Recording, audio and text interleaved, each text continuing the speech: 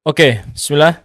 Eee, Khusus di weekly mungkin akan ada recap dari materi sebelumnya dalam seminggu, mana yang akan bisa dibahas lebih panjang ya, mana yang bisa di-breakdown jadi diskusi lebih panjang. Jadi karena konten-konten yang di daily itu kan, rata-rata pendek-pendek ya, kadang ada yang semenit, 2 menit, bahkan 3 menit. Yang ini mungkin diskusi lebih panjang, penjelasan lebih panjang karena butuh penjelasan yang bisa dijabarkan menjadi action plan. Yang penting kan menjadi action plan.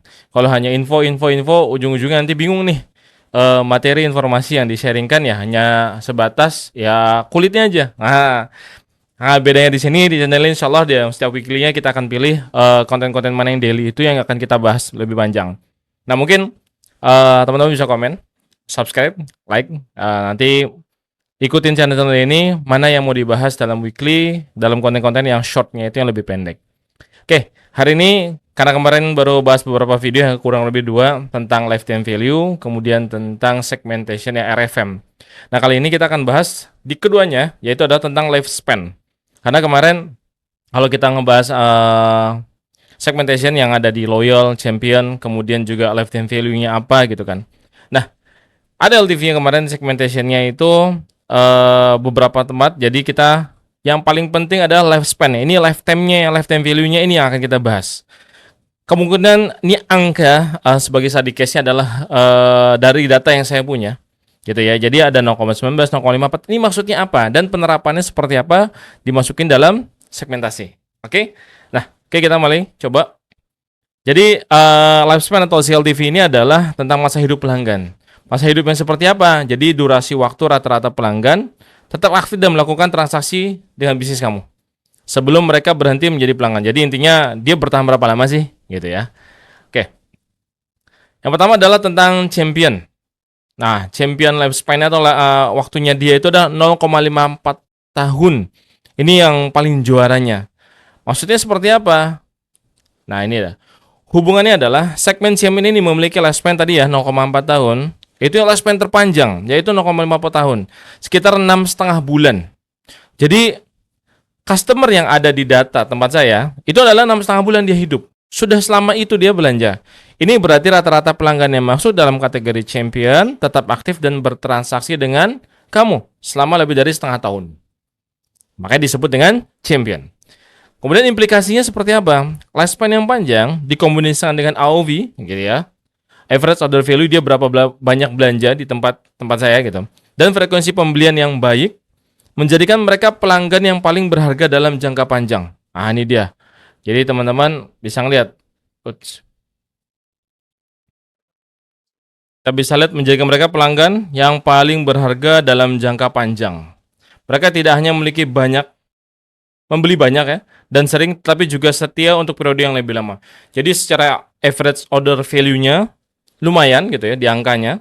Kemudian dari jangka panjangnya juga lebih lama. Maka tadi 6,5 bulan. Nah, kita lanjut.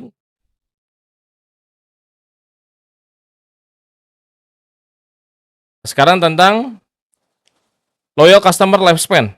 Nah, loyal customer lifespan ini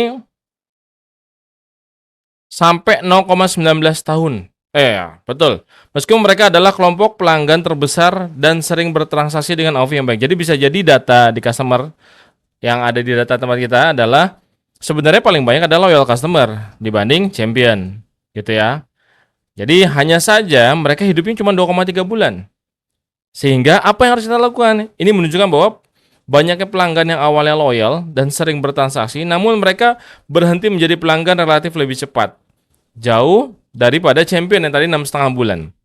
Bahasanya di sini ada kebocoran di sini. Pelanggan berpotensi tidak bertahan. Jadi kita kalau dibandingin ya, antara yang champion dengan yang loyal, apa yang harus kita lakuin?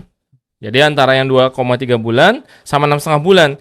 Gimana caranya yang dari loyal ini tetap bertahan menjadi champion? Karena mereka ada yang champion. Jangan sampai yang champion ini turun menjadi loyal customer. Nah, ini berbahaya. Ini harus kita jaga. Oke.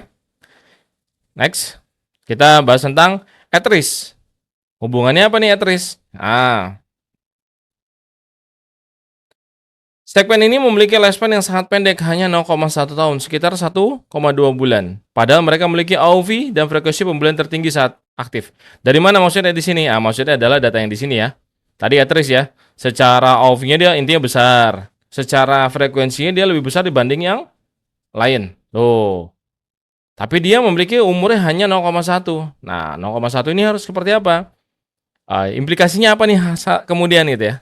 Pelanggan di segmen Atris ini memberikan nilai transaksi yang tinggi dalam waktu yang singkat. Jadi hanya belanja sekali gitu besar ya. Tapi mereka menghilang dengan sangat cepat.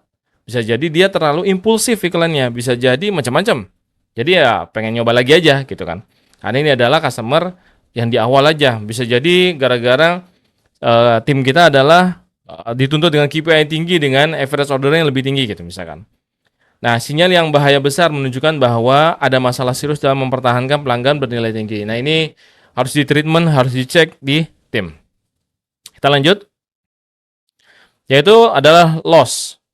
Hubungannya seperti namanya segmen loss, memiliki lifespan yang sangat pendek. Ya. Kurang lebih dari sebulan. Ya benar-benar udah loss saja. Implikasinya menginformasikan bahwa pelanggan ini memang sudah tidak aktif untuk waktu yang sangat lama. Dan masa aktif mereka dengan bisnis kamu sangat singkat. Idenya adalah, ya langsung aja coba kasih kupon yang benar-benar mereka pengen belanja lagi. Idenya seperti itu. Atau punya ide yang lain.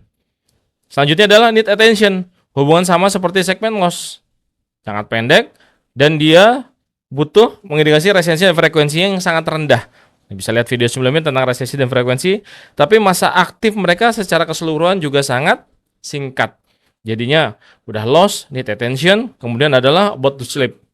Hubungan lifespan yang sangat pendek juga terlihat pada segmen ini.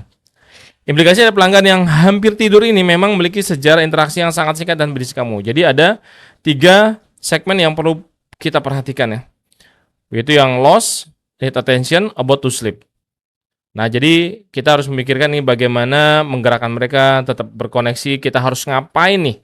Nah, yang kita harus pertahankan adalah 3 dari sini. Hati-hati. Nah, conclusion-nya, mengapa lifespan penting dalam segmentasi? Gitu ya. Ternyata ada 3 hal, yaitu mengukur nilai jangka hidupnya mereka ya. CLTV tadi, mengidentifikasi masalah retensi, mengarahkan strategi pemasaran dan layanan. Mengukur kesehatan bisnis. Jadi, dari kita mengetahui CLTV, jadi kan kalau ada konten-konten bahas tentang CLTV, ini harus ngapain sih? Harus ke arah mana? Emang harus ngapain? Bukan hanya sekedar informasi, gitu ya. Dari yang data kita punya tadi, nah, ya, dari data ini kita mau ngambil tindakan apa gitu. Nah, inilah 4 poin ini yang menjadi nanti decision-nya. Ya. 4 poin apa? Nilai jangka panjang adalah contohnya seperti ini. Lifespan adalah komponen krusial dalam menghitung CLTV. Pelanggan dengan lifespan panjang, AOV-nya lebih dikit, lebih rendah gitu ya. Tapi sangat lebih berharga daripada pelanggan dengan AOV tinggi tapi lifespan-nya sangat pendek. Paham ya? Maksudnya. Jadi kita lebih membutuhkan misalnya bisa jadi AOV-nya champion itu adalah sekian sampai 0,54. Tapi di Atris itu AOV-nya besar gitu ya. Tapi lifespan-nya cuma dikit. Yang kita butuhkan adalah jelas yang lebih panjang. Gimana cara mengukur lebih panjang ini? Mengsegmentasi. Next kita bahas detailnya bagaimana ya. Jadi intinya adalah gimana caranya memperpanjang. Jadi kalau kamu punya produk, misalkan produk ini adalah parfum ya. Ini saya pegang parfum lah. Contohnya parfum gitu ya. Ada beberapa parfum ya. Jadi dagang parfum deh. Nah, ini parfum. Gimana saya bisa beli ini dan beli lagi gitu ya. Di dalam satu brand misalkan. Jadi dia akan terus berbelanja selama 6,5 bulan. Itu kan lebih oke gitu. Dimana sekali belanja udah selesai. Bisa jadi saya beli langsung 2 botol gitu. Tapi hanya sekali. Atau hanya 2 kali. Ya, pengennya botol kecil-kecil atau yang seperti apa yang kita set di produk kita tapi belanja lebih panjang. Nah, itu yang diharapin. Selanjutnya adalah mengidentifikasi retensi. Dengan adanya lifespan, kita tahu nih harus ngapain. Ternyata perbedaan lifespan atau CLTV yang signifikan antara segmen menyoroti di mana kamu berhasil mempertahankan pelanggan dan di mana kamu gagal. Jadi kita tahu mana yang berhasil, mana yang gagal.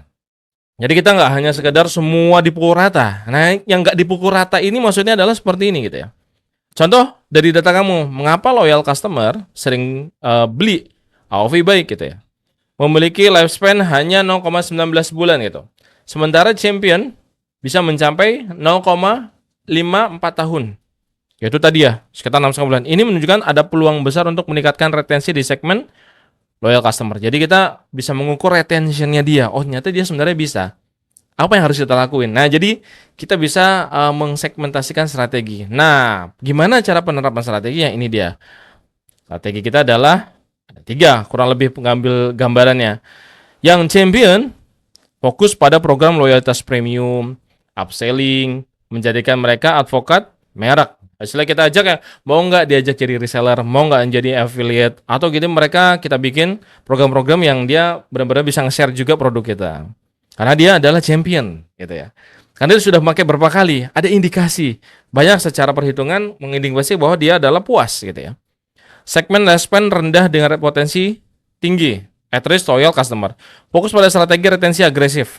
Mencari tahu penyebab churn, misalkan tiba-tiba dia at risk nih, bahaya gitu. Dan memperbaiki pengalaman pelanggan untuk memperpanjang lifespan mereka. Nah, segmen lifespan rendah yang ini yang 3 tadi di bawah itu, kita harus ngapain nih? Evaluasi upaya reaktivisasi mereka biar engage lagi, biar aktif lagi. Nggak ada lagi banting harga, ngasih diskon gitu kan. Atau fokus pada berikan akuisisi, atau di akuisisinya lagi, kita nyari customer yang baru lagi gitu ya. Mendapatkan pelanggan yang lebih berkualitas di masa depan. Jadi secara strategi aja udah kelihatan bahwa dengan data yang kita tahu ini, 3 segmen ini udah memiliki keputusan yang berbeda, penerapan berbeda, action plan berbeda di tim.